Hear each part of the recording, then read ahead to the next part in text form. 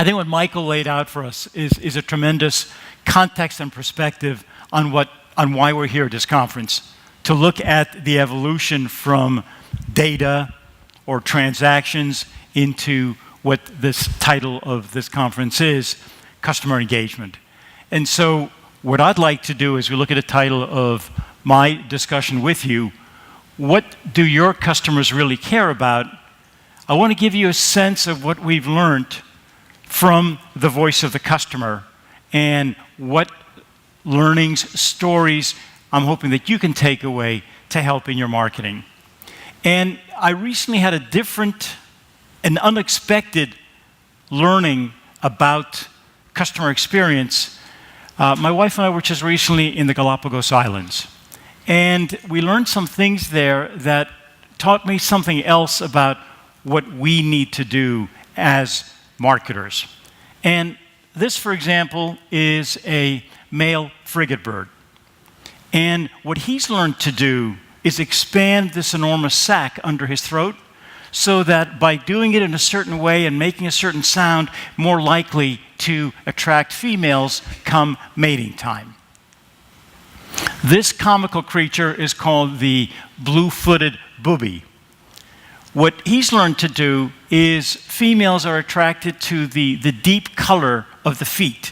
And so he performs a very comical dance during mating time to attract females, and therefore the ones who have survived are the ones that have the deeper color blues and have learned how to move in to what to us looks absurd ways. This marine iguana, on certain islands which have high density of volcanic action, there's lots of black lava. They've learned that it's the black skin that keeps them safe from predators. 20 miles away on another of the Galapagos Islands where there's a great deal of foliage, the marine iguanas, same animal, incredibly brightly colored. This is one of the master fishermen of all time. The pelican has developed a very long beak, a very long gullet, and has become superb at fishing. And I was just captivated by Darwin's thinking about evolution and natural selection, and started doing some reading of his work, and this jumped out to me as a stunning insight for us as marketers. It is not the strongest of the species that survives, nor the most intelligent that survives. It is the one that is the most adaptable to change. And so with that as context and a different point of view about the natural order of things, our customers are shifting. There is a new natural order of things that our customer is demanding of us. And so what I'd like to do is provide 6 requirements to help you as innovators adapt to the amazingly fast pace of customer change. And as data points for these recommendations are research findings from voice of customer research that we conduct for companies, so that you can see from a variety of data points what the customer is asking. What's been driving the research that we've been conducting are 4 key challenges, and hopefully these are comparable to yours. The first one is that given heightened attrition rates due to competition, companies are focusing much more on retention and reducing churn than ever before. America in particular, of all our client sets, is much more focused on acquisition, dollars, resources, much more on the acquisition side, shifting to retention. Number 2, and think about this, a critical element of retention strategies is to provide much deeper levels of personalization. Personalization, not just in a traditional sense in terms of your offers, but also personalization in terms of your communications and personalization of experiences. Third point is the recognition that companies need to figure out how to engage customers to opt in and provide detailed preference information, because without an exponential leap in the way we are all using information, personalization does not exist. Not at the level that I'll show you customers are asking for. So we need to rethink how we define this term personalization because it's not living up to expectation.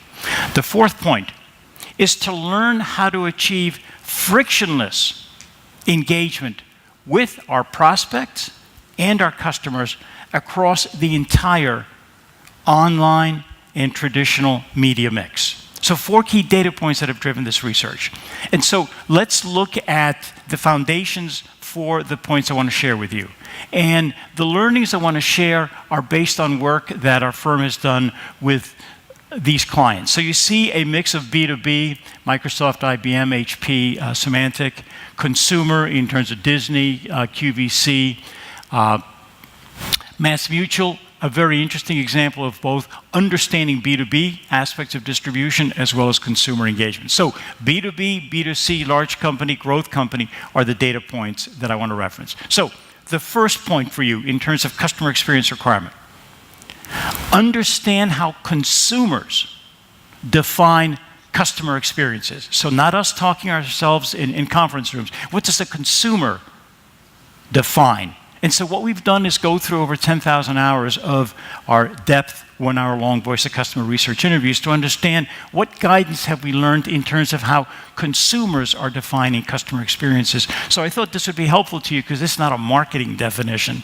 This is a customer definition. And look at some of the key points that customers, B2B, B2C, are articulating. Point number 1, improve the customer experience across every point of contact with your organization. This is not just for marketing to rise and shine. This is a holistic view of engagement. Point number 2, this applies to all elements of the media mix and all departments in the organization. So again, the customer wants a total, consistent experience. One of the jargon terms is 360 view of the customer. What the customer wants is 360 experience with you. How do you achieve that? Point number 3, and this is just a wise point of view by the customer, that high-quality experiences need to be maintained throughout the customer journey, the customer life cycle, not just when us as marketers are asking them for money for the sale or for the resale. So this is a huge opportunity for us to think about what does the journey look like? What are the points of relevance engagement where we are going to provide value?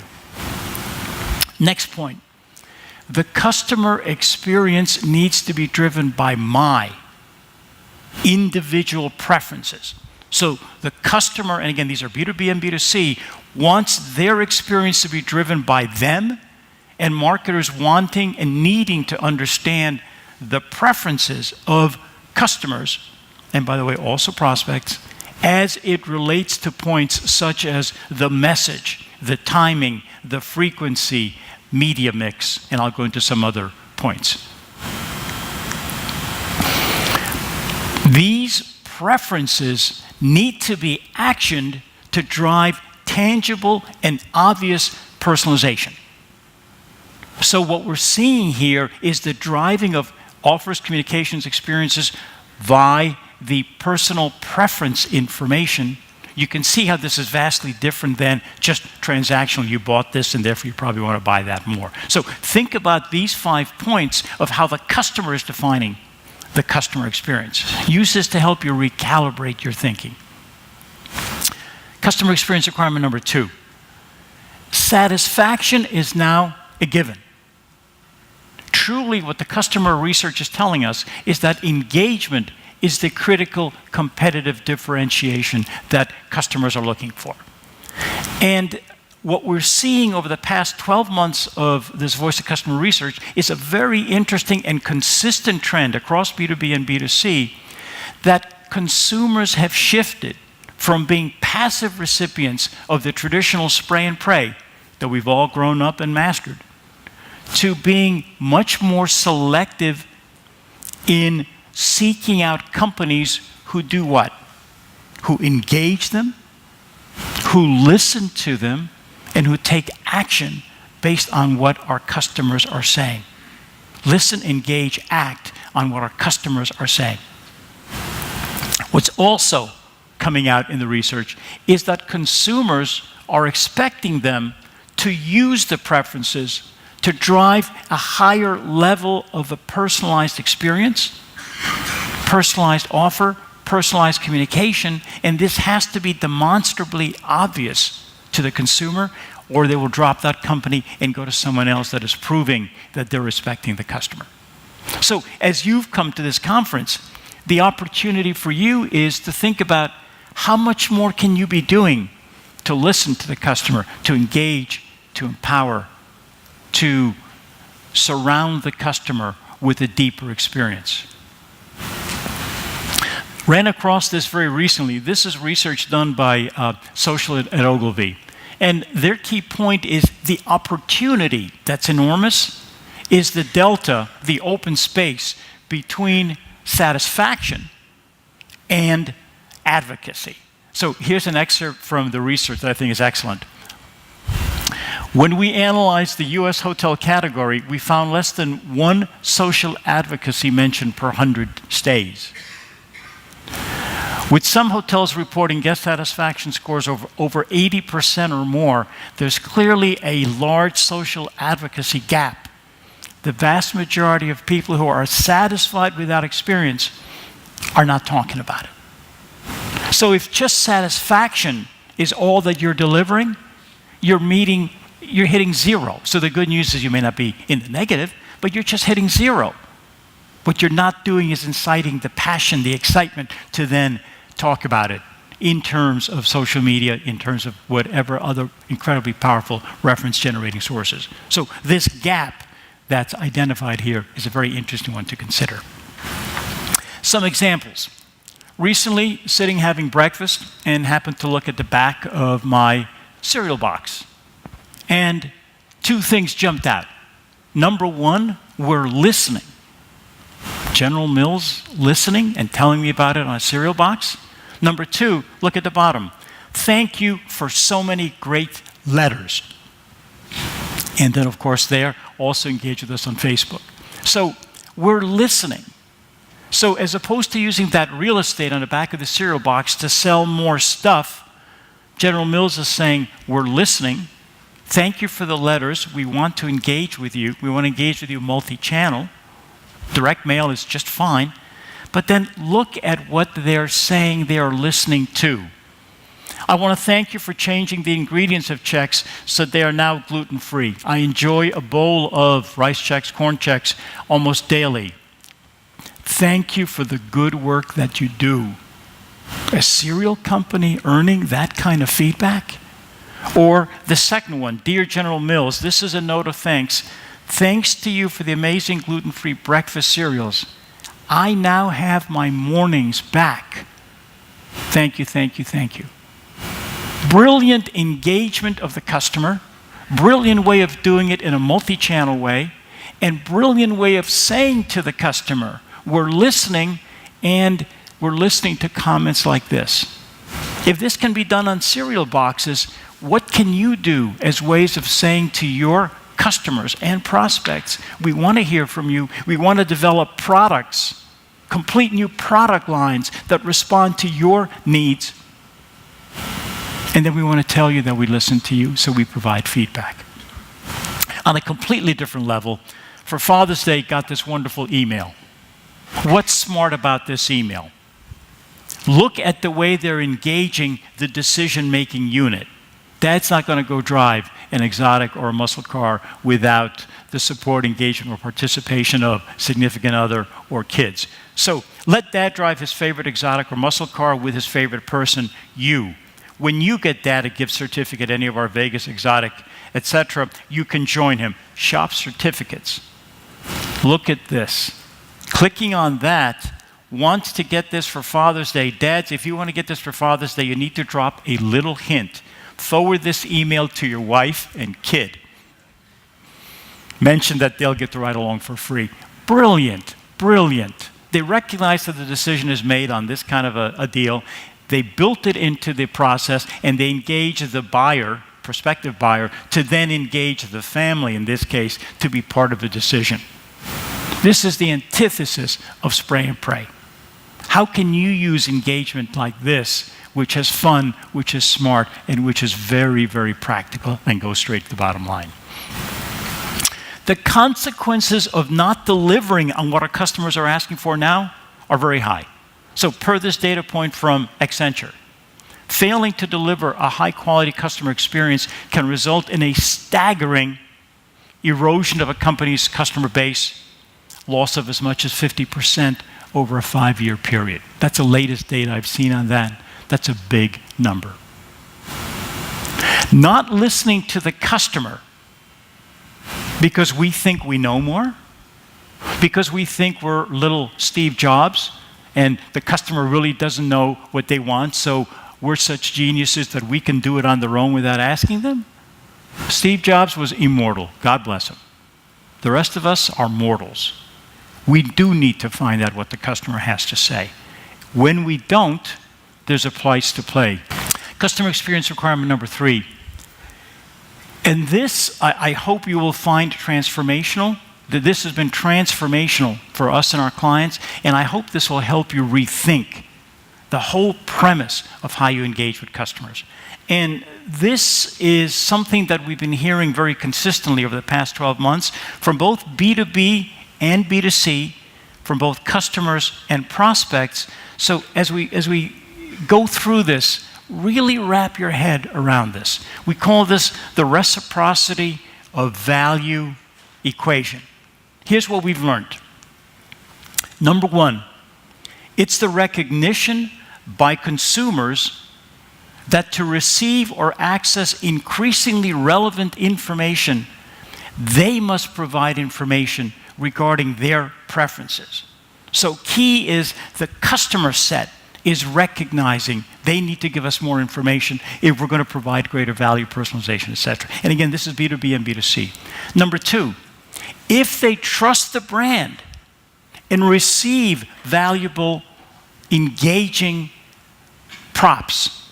propositions to engage, they will opt into sharing astonishingly deep personal, health, family information with the expectation that they will receive heightened levels of offer, experience, communication that are more deeply targeted. We have seen this with consumers. We have implemented this with Microsoft, and I'll share some of the numbers. And we've seen this at both an enterprise level and at a SMB level. The desire of decision makers to receive more targeted value and the recognition they have to provide more information. Look at point number 3. With the NSA scandals, with all of the other inappropriate use of data, in spite of that in the background, or really in the foreground now, this is a way that the consumer sees the total reframing of the privacy conversation. They are opting in to provide us with the jewels that we need, the data, the information, to help market to them in more effective, more compelling ways. The other important thing is that if you do a good job in paying off that value proposition, we get a second gift, which is there will be a benefit and an incentive to the decision maker to refresh their information. And one of the metrics we look at is the refresh rate of files, because clearly life cycle changes for a business or a consumer, so the refresh rate is critical. Once value is received, there is a benefit to them to keep updating the information. Point number 4. If the consumer has said, I want to receive these communications, I want to engage with you, well, what follows? They will open, they will click, they will buy at significantly greater rates than previously because you're delivering what they asked for. You're also suppressing what they've said they do not want. So you're cutting back on brand damage. What our clients have measured is that as a result of the quality of the database and this heightened level of engagement, consistent increases in 25 to 50% levels of increase of revenue. So you're talking truly transformational thinking, engagement, and transformational impact on your bottom line. So I hope you'll think about how this reciprocity of value equation can help you engage at a deeper level with your customers. One example of a company that's been a tremendous thought leader in R&Ding the reciprocity of value is Microsoft. This is work we've been doing for 7 years now with the SMB sector. This is now at 27 nations as a rollout. Look at the numbers. Opt-in rate, 95%. So one of the concerns that companies have is, gee, if I do opt in, will people opt in, or is this an excuse to leave? What we have seen, if you're a trusted high-value brand and you've come up with a meaningful value proposition, you should be able to achieve an 87 to 95% opt-in rate. Those are the numbers we've seen with the brands that we're working with. So don't feel insecure about asking people about opting in. You've done good things, you're a good brand, you're a thought leader, you wouldn't be here. You should look for these kinds of numbers, 87 to 95% opt-in rate. But look, what happens if somebody opts in and provides information and engages?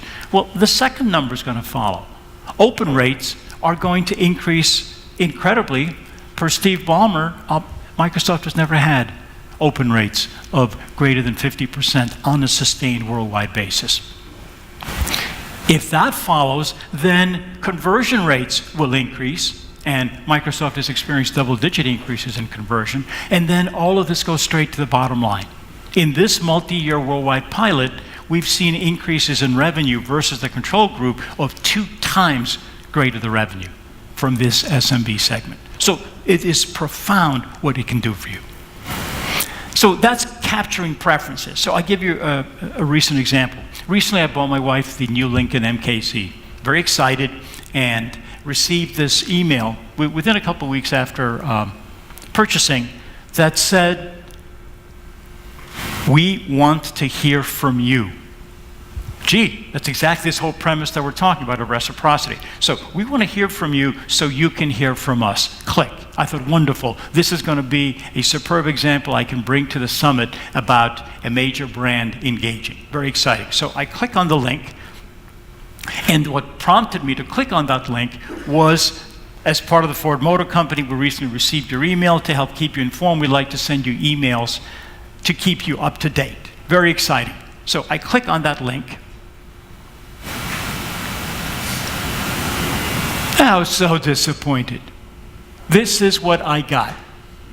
Look at this blown opportunity to engage a new customer right after purchase, and with a build-up that says we want to learn more about you and keep you up to date. So, thank you. They can't even personalize the logo to the Lincoln that I bought. And what is the exciting stuff that I can look forward to? Well, if you look at the copy, your Ford company email subscription has been confirmed. Well, wonderful. You can look forward to more emails in the future that will be generic, untargeted, offer you crap you don't want, and welcome as a Lincoln new customer. Or if I want to get more data, I can check out our vehicle lineups. Well, having just bought a new car, 2 weeks later, I'm probably not ready for a new one. So checking out the product line isn't going to be a great benefit. Or the next option, see the benefits of ownership. If that wasn't made clear to me by the dealer at the time of purchase, it's not going to do a whole lot for me right now. So they didn't engage when I was the hottest, which is a brand new customer. They're not even branding the communication to the luxury brand. And the stuff they're telling me they're going to send me more of is irrelevant. And in fact, so this whole communication not only didn't optimize, it damaged the brand experience. So to what I was just saying about opting in, am I going to look forward to emails I get from now on from Ford? No. So it's hurt the next year of the cycle.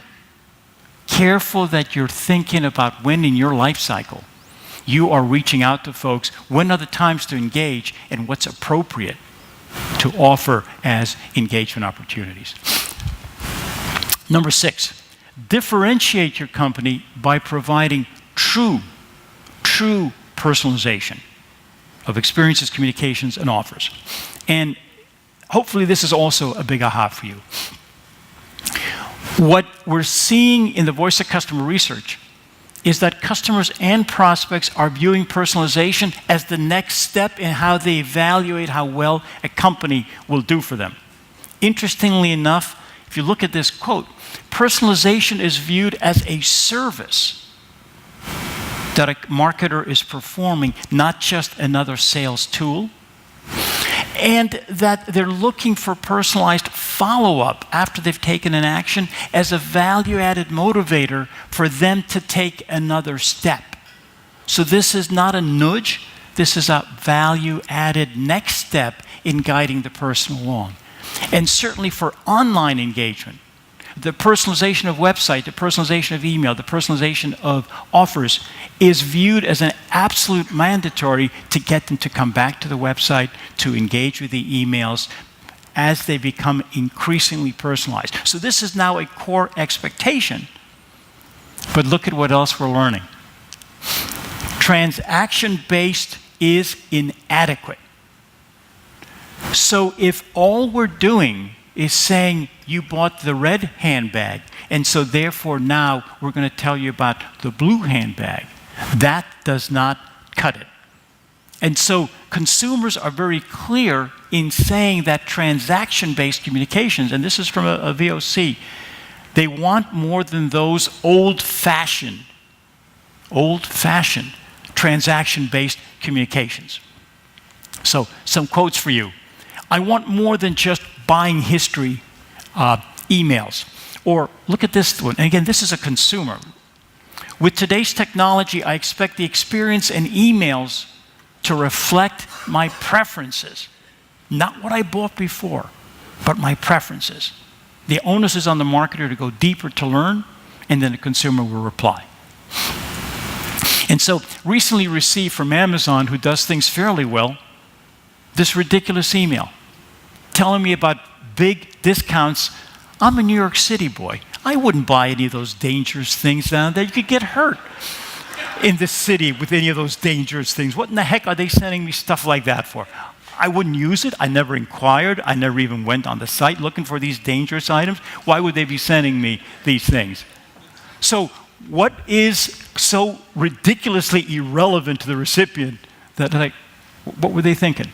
And again, this is a company that often is raised as the best in class. So what this says is our best in class is real low on the spectrum of where we need to be. If this is what is frequently cited by B2B and B2C as an example of personalized communication. This is pure transactional, although in this case, I didn't buy any of these dangerous things, so it wasn't even transactional.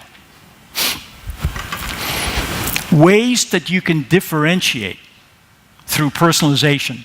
Songza is a very hot online music startup, provides music streaming based on moods and playlists. They're competing against established players like Pandora and Spotify. VOC research was conducted to figure out how does a small startup compete against those giants. The answer was provide personalized, curated playlists that increasingly are personalized to my preferences, my devices, my time of day, and that will transform the music world. Lo and behold, since implementing this music concierge curated music streaming, retention has tripled, monthly active users have tripled, session time has increased 75%. They were then selected by Time Magazine as one of the top websites of 2012 and by Apple as the #2 free app on iPhone. Rethinking from commodity to engagement, even in a crowded space like music. Another example of personalized engagement. And for those of you where social media is something that you're needing to develop, your community is critical. Well, TripAdvisor. My wife is an avid contributor to TripAdvisor. She sent in some commentary based on our recent trip to Ecuador, and within weeks received this follow-up email. You cared enough to review your trip to Ecuador. Thank you. Now TripAdvisor wants to help you help someone in Ecuador to build a better life. TripAdvisor has allocated a $25 Kiva loan to help an entrepreneur in Ecuador. Choose a borrower below that you want to help. So number one, the timing of this. The number two, the very thoughtful thank you. Number three, it's $25. That's big. And number four, the empowering of the community member by saying, click on the link. And when you click on the link, there's 25, 26 entrepreneurs, men and women in Ecuador who are trying to start a business that my wife could go to and say, this is the person that I would like to receive this $25 Kiva loan. So how can you take these very human, authentic efforts to say thank you to your customers, to engage them, and to empower them? And if this is done for TripAdvisor, what can it be for all of the incredibly relevant and meaningful services that you folks have? Point number 5. This is very, very big. Deliver on the expectations of an improved customer experience across every single point of contact with your organization. So this is an important organizational statement for you. Today's shopper is astonishingly multidimensional. They are multi-channel, and they are using the media in unique, multi-purpose ways. Look at what this shopper had to say. I take pride in being a small shopper. We'll talk about empowerment in just a sec. I might see something on TV or hear that on the radio. I'll text some of my fellow frugal moms friends to check it out. I'll browse the website. If an item interests me, I'll put it in my cart. But now look at what happens. So that was kind of cool, but now look at what happens. When I'm finished browsing, I'll print out the cart. Then I'll call customer service to have them answer my question and place the order. The need for person-to-person interaction has never been greater. Self-serve is not occurring in isolation, and self-serve is not the majority of transactions. There is an integration of the speed empowerment that social and digital are providing across all age groups, from the 20s to the 50s that we're doing VOC with, that are looking for access points to human interaction as part of the decision-making journey. So as we move more and more to understand digital, that should not be at the expense of other points of contact with the organization. Point number 2, the multiple channels are being viewed as providing empowerment. There is no reason for me not to make a smart decision, are the kinds of things that we're hearing because of the transportability of mobile. So some things to keep in mind. I think shopping on my mobile allows me to make more informed purchases. So as folks go to your site, to what extent are you educating? To what extent are you helping them make an informed decision versus just sell them? I like to research and compare. If I find something really good, I want to go look and see, is it a good price? Can I get a better price at an online retailer or at a store? Sometimes it's the same price at different retailers, so then this one has free shipping. What are the different ways that you can competitively differentiate from a channel offering point of view? The incrementality of multi-channel purchases has continued to grow. Glenn Senk, the CEO of Urban Outfitters, put together some of the first stats. Multi-channel customers spend 2 to 3 times more than single channel. And that's been borne out pretty much across the industry. The second stat is the one that's very interesting. Customers who engage with the company across 3 or more channels spend 6 times more. Incremental revenue. QVC is one of the masters at multi-channel engagement. And over the past 3 years of doing VOC to understand channel integration, here's what we've learned. A customer who engages across multiple platforms and screens is spending 11 times more than a single channel customer. And it is incremental spend. So therefore, as you have the option to broaden the channel mix for your customers, you absolutely do, because it is driving incremental spend, incremental retention, incremental engagement, and exponential increases in satisfaction. So it's a total win in how this is done. However, please keep this in mind.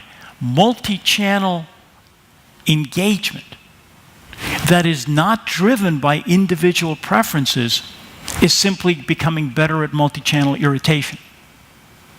So we've got to learn how to deploy the media mix, but increasingly per preferences. Otherwise, we're just getting better at annoying in more media. which really wasn't the purpose of the exercise. Sephora. For guys in the audience, I would encourage you, and certainly the satisfaction level about females in Sephora is great. For guys, I'd encourage you to go to the store. They are brilliant at how they have evolved the online and the retail experience. Their online searches and purchases are captured in a database. The store assistants have iPads, and when a customer comes in, if they've opted in, and this is important, let me read you this quote. If they've opted in to the Beauty Tips program, then the data becomes available that's been generated online. It becomes available to the store associate. The store associate is able to access online data and help the buyer across 25 plus different criteria, skin color, tone, oily levels, et cetera, to select the right product mix. And then at the point of retail, that data is then inputted into the online data to help the consumer make better decisions, or customer service, et cetera. Sephora is brilliant at how they are agnostically making every element of the channel mix of higher value to the consumer. Point number 6. Provide higher levels of engagement throughout the life cycle, not just when you're selling. Key takeaway.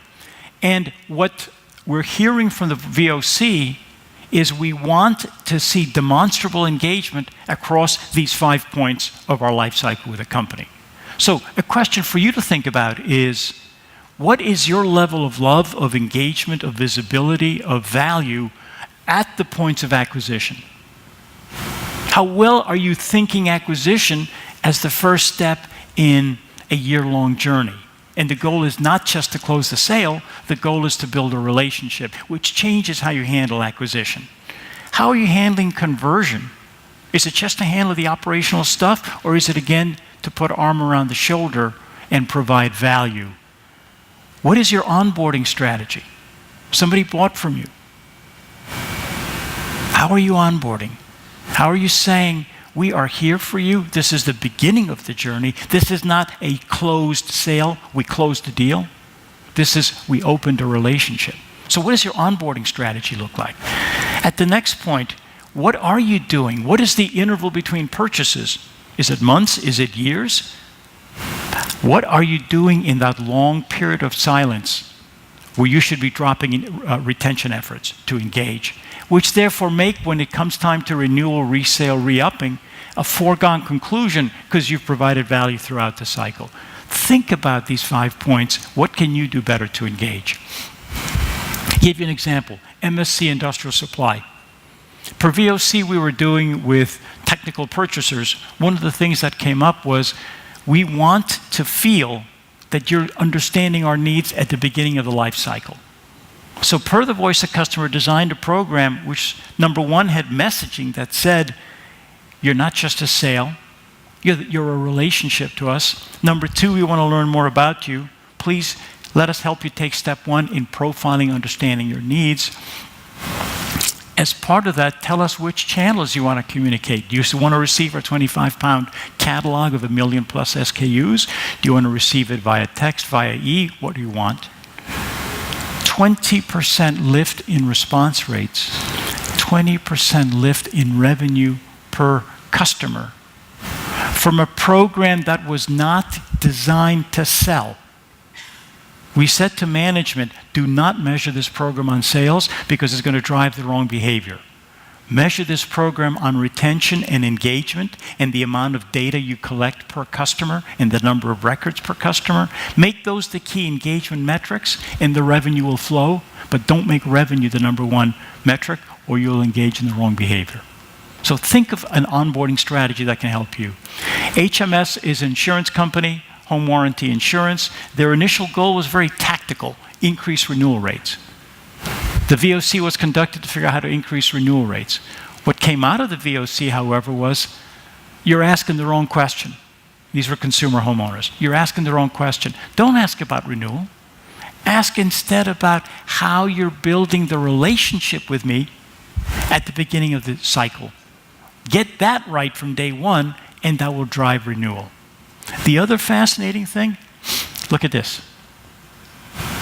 So again, we're talking homeowners insurance for the warranty of items, appliances in the home. Look at this. The likelihood of renewing is a function of how customers are treated during the insurance claim process, not just the claims dollars paid. This is the most dramatic example we've seen where I'm paying for insurance, $600 a year. I'm going to renew if you pay my claims. That's not what this is saying. This is saying the renewal rate, even if I just get partial payment on my claim because it's a certain thing in a pre-existing condition, the AC coils were rusted and therefore you're not going to reimburse. If you explain, if you are patient, if you take care of me during that process, I'm going to get 50 cents on the dollar and take good care of me, we have found that the renewal rates of the partial claim or the claim denied population is comparable to the population that received 100% payment on their claim, because the emphasis was by authorization and claims how to retrain them per the VOC to show love to the customer. So it's not just dollars paid. Relationship is becoming more and more important. The result of the strategy, initially a 25% increase in response. As the corporation embraced centricity and customer focused, it is now up to 50%. It is bigger than a marketing initiative. It is a company re-engineering process. Last example I want to show you is Lifeline Screening. It's a healthcare screening business. Screens consumers in various local geographies, churches, synagogues, community centers, etc. Conducted VOC to understand what's engagement look like. So this is very operational. Think about how this could help you. One of the learnings, and so these are people who would be calling in to schedule their screenings, their healthcare screenings. One of the learnings was, I want to feel like I'm talking to a human being, not a call center. It's my body, it's the test, it's my health. People are going to be putting electrodes on me to measure all sorts of different things. We pulled the call center, I think 600 odd reps, pulled it out of operations and moved it to marketing, because marketing could understand the right metrics to measure, which was engagement and relationship, versus manufacturing of talk time. Number two, we changed the metrics. The metrics wasn't sale. The metric was satisfaction and engagement. Third thing, and something fascinating for you to think about, what we heard in the VOC was when I'm calling up with these personal concerned questions, my anxiety, I don't want to talk to a rep who thinks and acts like a rep. I want to talk to somebody who's got empathy, treats me like a human being. And so we said, well, that's real smart. What do you think these folks ought to be called? And what we came up with was preventive healthcare advisors. Because that's your business. I'm going to the screenings for preventive screening. That's where I'm going. I want to talk to somebody who'll give me advice. Think about what do you call different functions in your company? What do you call different people? What are their titles? And by changing titles, how much of a message are you sending? Secondly, in all of our companies, to the extent that there's a formal structure, that drives behavior. A new role was created, Director of Customer Experience, to be the torchbearer of the experience. Number three, what were the points in the life cycle of the experience that ought to be tracked? And so pre-screening, during screening, and post were identified. That drove personalization. As I conclude, I want to show you how to take the voice of the customer down to true personalization. Here's a direct mail piece to a previous customer urging them to go back for a screening. The customers opted in to provide their healthcare information to be used for subsequent communications.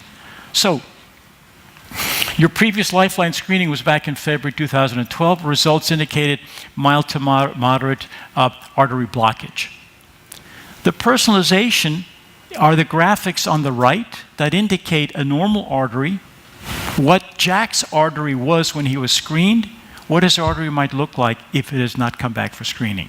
So personalization is just saying, Dear Jack, 50 times on the letter. It's integrating the message per the preferences to truly compel in the communication. Similarly, a series of recommendations were developed that said, out of these 15 tests, you should come back for these.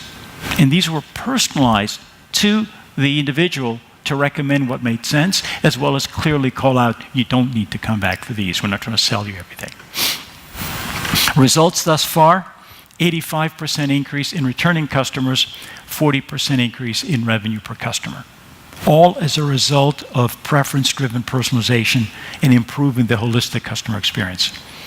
So I want to leave you with an 8-point checklist to help you action the learnings from this discussion. Number 1, increase the allocation of resources and budget for retention so you're not so acquisition heavy. Number 2, you're successful companies or you wouldn't be here, but be humble. And tomorrow when Chris and I speak and you listen to what Chris Gates has to say about the MassMutual journey, humility in understanding how much you need to know, how much you don't know about your customer is essential for this level of transformation that we're talking about. Number 3, understand how your customers, with their perception of your brand and products, define the reciprocity of value with you, because that can enable you to drive a transformation and engagement. Number 4, rethink your databases to have the depth, organic flow, and evolution of opt-in data, which is going to be refreshed and updated at levels you've never conceived before. Transactional frequency of updating has nothing like what can occur in an opt-in organic database. Number 5, make sure that the engagement across all your channels is agnostic, is friction-free, is superb across every single one of the channels. Make sure that customer service, access, support is superb across every one of the channels, because increasingly that's how judgments are being made. Number 7, make sure that listening to the customer is a mandated competency across every single point of contact with the customer. And finally, do right by the customer. To do right by the customer, even if it entails a short-term revenue hit, will mean that you are doing incredible things to build a longer-term relationship. And in fact, with some clients who've really understood this, the payback is much shorter term than they thought. So I hope these points are helpful to you. If you would like additional case studies, because I didn't have time to go any further with case studies, just write on the back of your business card any vertical, insurance, tech, whatever it might be, or any strategies that are helpful. Just leave them up there and we'll send you case study information. Thank you very much. I hope you received the tips that you wanted.